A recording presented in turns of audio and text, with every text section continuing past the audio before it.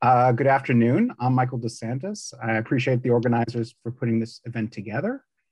Uh, I help manage the light microscopy facility at Janelia Research Campus. Most of you probably know my boss, Liang Chu, who is on this call as well. He is director of the Advanced Imaging Center at Janelia. And together we have a number of commercial systems, including a Lightsheet Z1 from Zeiss, several Lattice Lightsheet microscopes, including 2 more that are being built with adaptive optics. And over a year ago, we were able to test the beta version of the Zeiss Lattice system. So as you can imagine, we have a unique perspective on the different flavors of Lattice there are. And which brings me to some of the versions that are already available. As you probably know, back in 2014, there was one system in Eric's group. Many visitors were able to use it, but it was made more accessible by installing a second scope, a clone in the AIC, where hundreds of visitors have used it very effectively. Many have gone on to build their own for about $350,000, or have asked 3i to build one for them, having sub-licensed it from Zeiss. At Janelia, we have many of these Lattice Lightsheets, including a 3rd generation that has been optimized for expansion microscopy.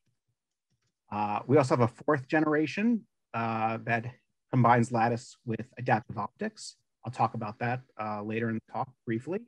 And it's costs a little bit more because you're paying for a 2-photon laser as well.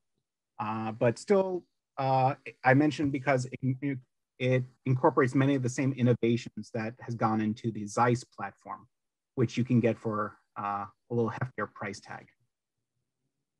I want to give a brief shout out to the AIC. You can see they have a number of custom built systems available for visitors to use for free.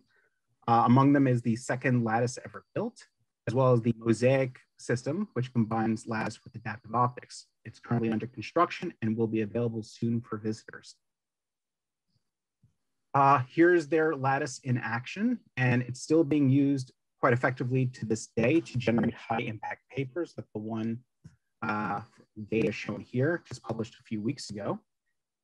Most of you are probably already familiar with the specs for this scope, so I won't really go into detail here, but I want to emphasize that the Lattice by conventional standards is not a super resolution microscope, certainly not in the lateral dimension, so please keep that in mind. The other challenge with the scope is, of course, sample mounting due to the orientation of the objectives. So Zeiss has really worked quite hard to improve that. Now, hundreds of visitors have used the BETSIG and AIC lattices. Many have gone on to build it themselves, and they can do so because Eric envisioned it to be open source. You can go through Janelia's Open Science portal, sign a material transfer agreement, and you have access to all the workshop tutorials, the documentation and blueprints, the code base to build it yourself. So after $350,000 or so, you really need to hire someone like an optical engineer to build it and initially align the system. But afterwards, as everyone, some people were saying, you really only need to dedicate, a core staff member part-time to performing routine maintenance and alignment. Generally, I only spend a couple hours a week, frankly, for aligning the system for just a few users that generally do the same types of applications. It could easily spiral into much longer time if we have more projects, but to train users, it only requires a few sessions. They can be very quick to pick it up. Of course, people have gone on to ask 3i to build it for them. The design will not deviate much from the BETSIG clone, but it does run on Slidebook. And as far as performance, obviously talk to people that have the system, see how they assess image quality, resolution, and frankly, support. So talk to people with the system. Which brings me to what we have in our facility. Excuse me. We have these 3rd generation microscopes that have been optimized for expansion microscopy, which is taking the world by storm, and we've been using it quite a bit now at Janelia. Shown here is a fully expanded fly brain fourfold expansion isotropically. And that's really one of the techniques for being able to image deeper in scattering samples. It turns the sample optically transparent. At the same time, you gain the benefit of super resolution. We have two such scopes running side by side in a single room. And if we look at one up more closely, we see some striking differences that people have asked us about and wanted to replicate. Notably, the design has been split onto two platforms where all the beam shaping takes place on the top platform. The SLM has been replaced with one that is larger, that can do fields of view that are twice as large. The annular mask, which has 56 light sheet patterns, is now motorized. And if we look at the front-facing breadboard, we see that there's no more samples stage scanning. Instead, everything is done through objective scanning. We still have the stage stack for tiling, but now we perform 100 micron range Z stacks by means of a Z piezo that is attached to the detection objective, which is moved in concert with the light sheet. This way, we don't need to do any deskewing. We can also take advantage of the full working distance of the objective.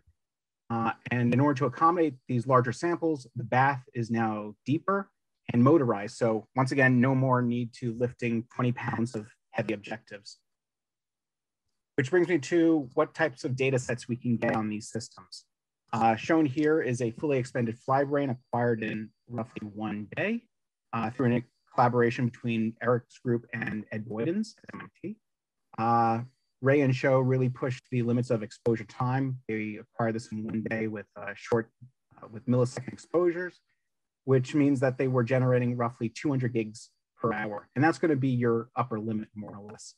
As far as storage, there's no real fast, cheap, easy way. But things to keep in mind are compression, making sure the data is cluster accessible, or you can do some online processing, making sure that the storage is scalable, because you're going to be getting a lot of data. For these data sets, we typically process them on our compute cluster through a pipeline developed with Stefan Saffield. Briefly, these files are N5 converted to N5 file format, flat field corrected, deconvolved, and stitched.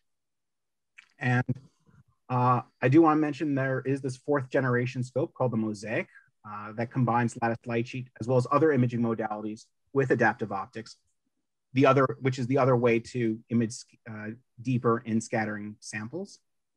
It does use this dichroic stack to be able to do simultaneous 2-color imaging, something that the Zeiss system unfortunately can't. And several scopes are currently being constructed. One is in the AIC and will be available soon for use. I was going to talk more about the Zeiss system since we tested it, but I'll leave Renee to talk about its pros and cons. Instead, I'll just leave this slide up, which is some pros and cons for our systems. Obviously, cost is a factor. Illumination, up to 7 laser lines. We're not really limited by applications. We can kind of do almost everything. Resolution is still what was quoted from the original paper. Obviously, the challenges are sample mounting and alignment. And with just a few users, I'm only spending a couple hours a week, frankly, to do the alignment. But if I had many users with many projects, imaging on a daily or more routine basis, suddenly that can turn into a couple of days worth of just changing the system back and forth. And that's where the Zeiss system can really shine, in my opinion.